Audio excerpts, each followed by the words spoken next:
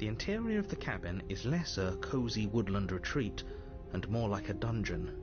A few pathetic wisps of starlight attempt to illuminate the cold, uninviting stone walls, and thick, wrought iron bars barricade the windows, reminding anyone who enters that this is a prison. The only furniture of note is an iron table, bolted to the floor, a pristine blade perched on its edge.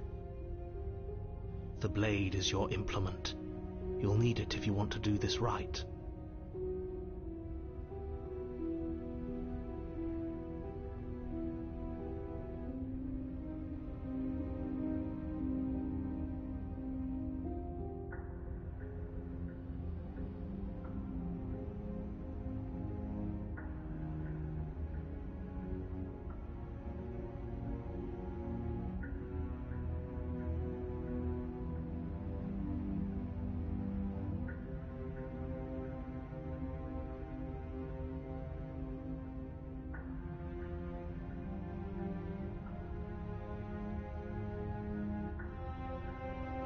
I'm afraid I'm going to insist we take the blade. We're in a dangerous situation and I'm not letting us go down there without a weapon. Are you sure? What if she, I don't know, turns it against us? Which I'm bringing up in a purely hypothetical manner. Yes, I'm sure. Turns it against you? She's a prisoner here. She'll only be able to turn it against you if you give it to her. Which you won't be doing because she's an existential threat to the entire world. Okay, I'm trusting you.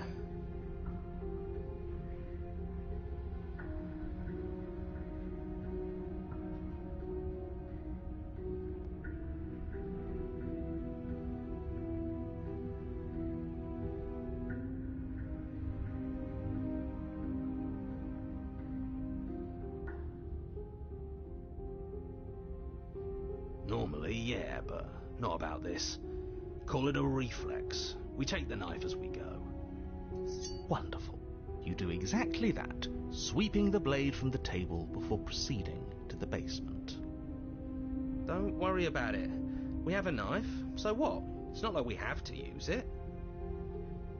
No, you don't have to do anything, but you do well to use it regardless. Moving on.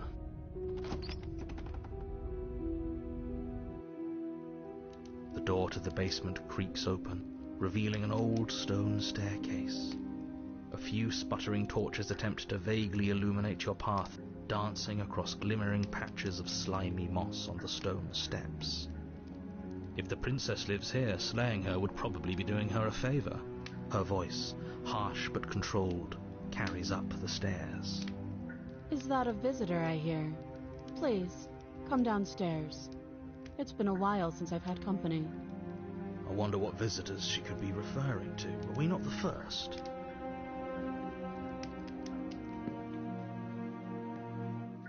You walk down the stairs and lock eyes with the princess. She looks up at you, the heavy collar around her neck clanking loudly as she moves, the chains binding both her wrists to the far wall, joining the metallic chorus as she adjusts her hands in her lap. Should we be worried about the one around her neck? Why would you be worried about her restraints? If anything, they'll make your job easier. Have you noticed the empty chain on the wall? Odd that in a place where everything seems to serve a distinct purpose, there would be something so obviously useless. What an interesting development. Why don't you have a seat? The two of us should chat before you bury that thing in my heart.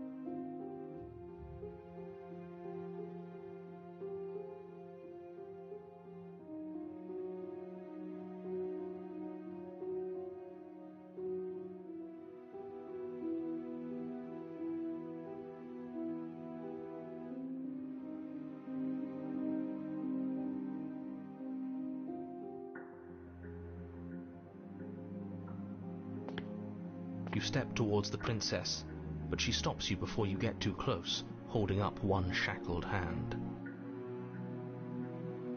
There's fine. I'd prefer we keep some distance until we've sorted this out. That's reasonable. We do have a weapon. Might as well put her at ease.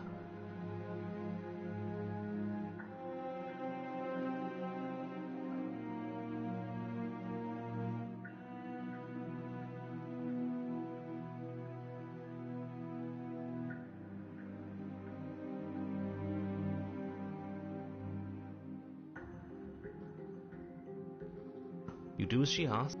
Now, what are your intentions for me?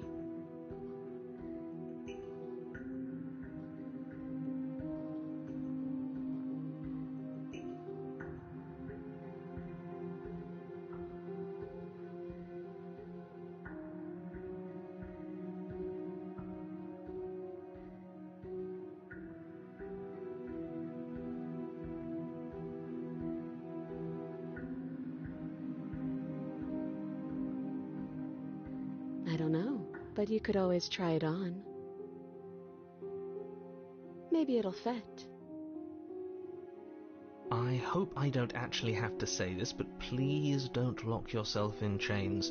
We need you ambulatory if you're going to save the world.